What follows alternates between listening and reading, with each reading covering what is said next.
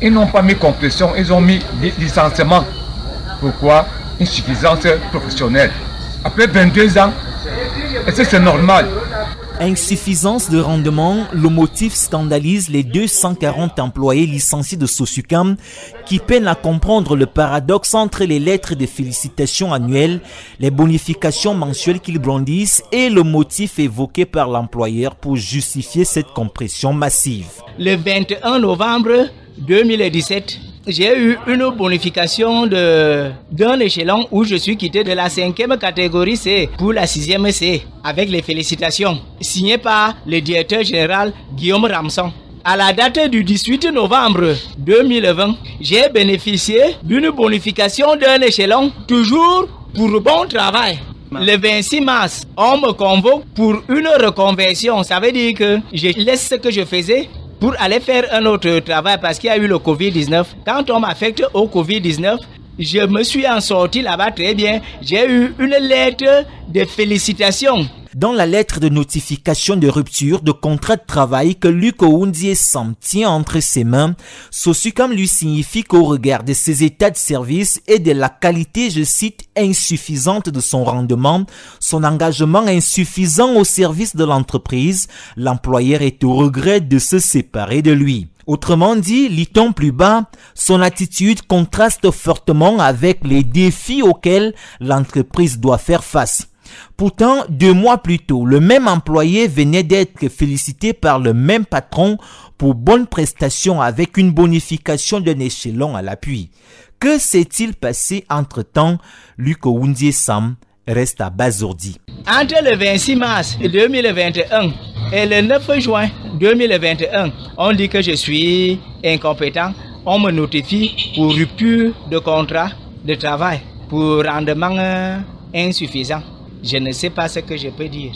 À l'extrême droite de Luc, Albin Gouni ne détourne pas son regard de sa vieille paperasse qu'il tient entre ses mains. Dans cette chemise cartonnée se trouvent toutes ces traces de la défunte Kamsuko jusqu'à l'actuel Sosucam. Le vieil homme de 58 ans est mécanicien de formation. Il n'avait plus que 2 ans à passer à la Sosucam avant de prendre sa retraite. Pendant des heures, son regard se balade entre les lignes du papier qu'il tient entre les mains. Il épluche attentivement ses fiches d'évaluation, mais ne trouve nulle part où les guides de notation a frappé en dessous de 14 de moyenne. Je suis évalué chaque année. Je n'ai jamais eu une moyenne de moins de 14.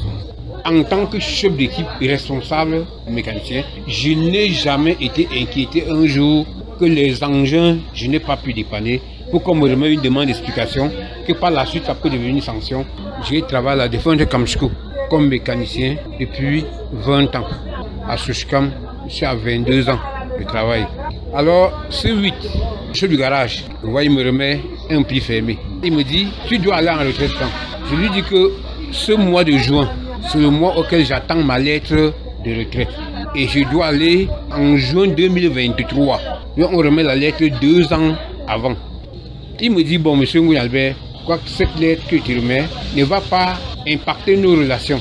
Je lis la lettre et vois sur une notification qui me demande de passer au guichet soit numéro 4. On dit insuffisance de rendement pendant 22 ans de travail. Alors, insuffisance de rendement qu'on parle, c'est par rapport à quoi? Au moment où j'attends aller en retraite. Pour ces 22 ans de service et cette mise en retraite anticipée, l'agroalimentaire français a proposé au quinquagénaire de lui payer 1 500 000 francs CFA, mais à condition qu'il se désengage de traîner l'industriel en justice, chose qu'Albert a refusé comme bien d'autres de ses camarades se trouvant dans la même situation. Ils exigent que leur soit expliqué sur quelle base de calcul l'indemnité a-t-elle été arrêtée, mais aucune réponse ne leur sera donnée.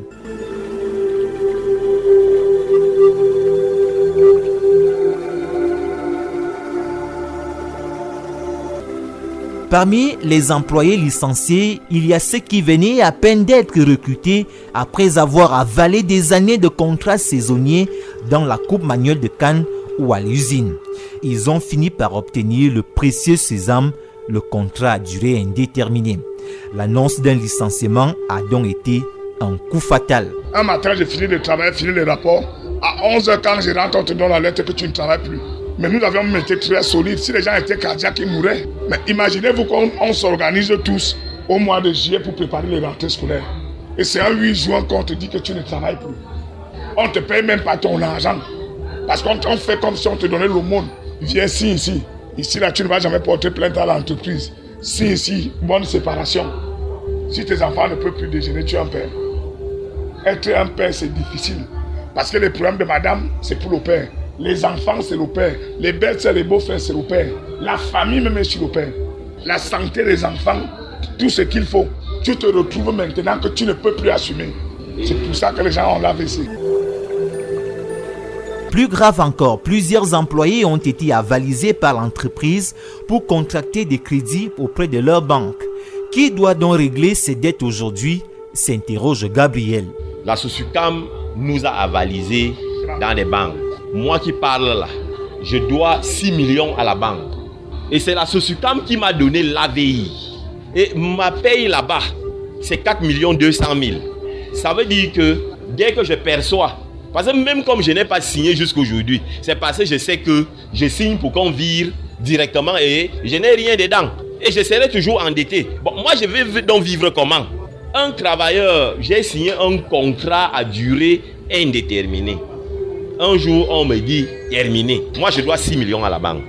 Aujourd'hui, on me licencie pour que j'aille en prison. Mes enfants iront à l'école comment? Ils vont survivre comment? Les garçons seront obligés d'être des voyous, des bandits, des voleurs. Mes filles seront obligées d'être prostituées pour survivre. Et ma femme même, je vais l'entretenir comment? SOSUCAM devrait nous payer. Payer les droits, c'est bien ce que demandent aujourd'hui ces ex-employés.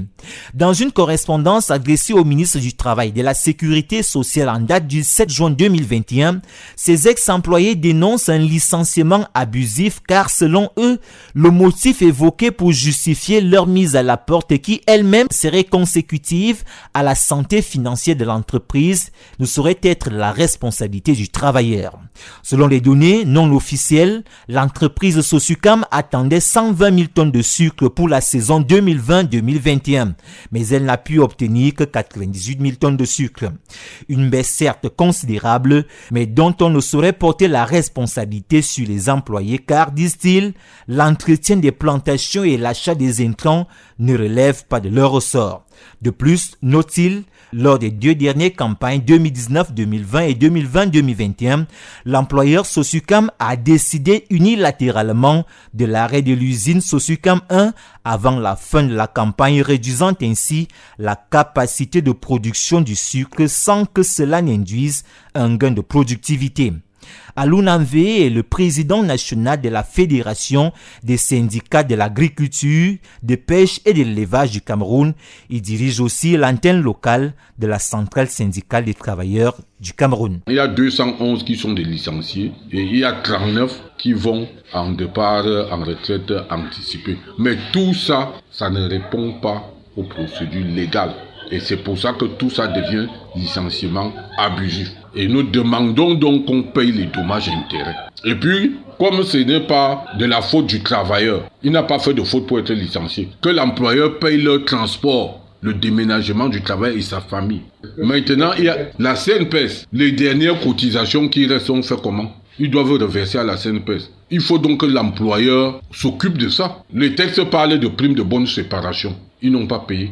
La convention collective du secteur agricole dit qu'en cas de départ négocié, on doit avoir la prime de bonne séparation, négocier de gré en gré avec l'employeur. Donc l'employeur devait s'asseoir avec les syndicats et les délégués de personnel au nom de nos camarades pour qu'on s'entende sur ces montants. Rien n'a été fait. Dans une correspondance du 11 juin 2021, le ministre du Travail et de la Sécurité sociale, Grégoire Ona, a appelé l'entreprise à préconiser la formule d'un départ négocié avec ses travailleurs.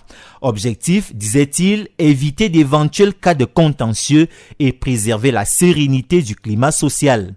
Contacté pour obtenir sa version des faits, Sosucam n'a pas donné une suite favorable à notre correspondance. En revanche, dans une interview accordée au site du magazine Jeune Afrique, Alexandre Villegrain, le patron de Somdi, affirme que l'industriel français a enregistré 10 millions d'euros de pertes en 2020, soit un peu plus de 6 milliards 500 millions de francs CFA et près de 5 millions d'euros de pertes en 2019. Ces pertes et la situation de sécheresse qui réduit la production, poursuit-il, rendent nécessaire une restructuration passant notamment par la redéfinition des objectifs de la société, l'autonomisation de certains postes et un changement dans le management. Installée au Cameroun depuis 1965, où elle produit de la canne à sucre en Banjok et en Koteng avec quelques extensions à Lembeyezoum, la société sucrière du Cameroun, filiale détenue par le groupe Somdia et Castel, qui produisait déjà 120 000 tonnes de sucre par an, peine aujourd'hui à écouler 50 000 tonnes de sucre du fait de l'importation et du sucre de contrebande. En 2018, elle a même menacé de fermer ses 2 usines. Avec plus de 7000 collaborateurs, les saisonniers y compris, Sosucam se revendique d'être le 3e plus grand employeur du Cameroun. Aujourd'hui, au-delà du malaise interne, l'agro-industrie française devrait encore faire face à un autre combat à l'international. Selon le ministère français de l'économie, des finances et de la relance, en date du 23 novembre 2020, le Centre d'action pour la vie et la terre, 14 organisations de la société civile camerounaise et les comités riverains de veille de la zone sucrière de la Haute-Sanaga ont saisi l'OCDE, l'Organisation de coopération et de développement économique, à travers le mécanisme de PCN, le point de contact national français. Ils dénoncent les impacts sociaux, environnementaux et fonciers de la Sosucam dans les arrondissements d'un Banjok et d'un Koteng. Les portes de notre usine, bien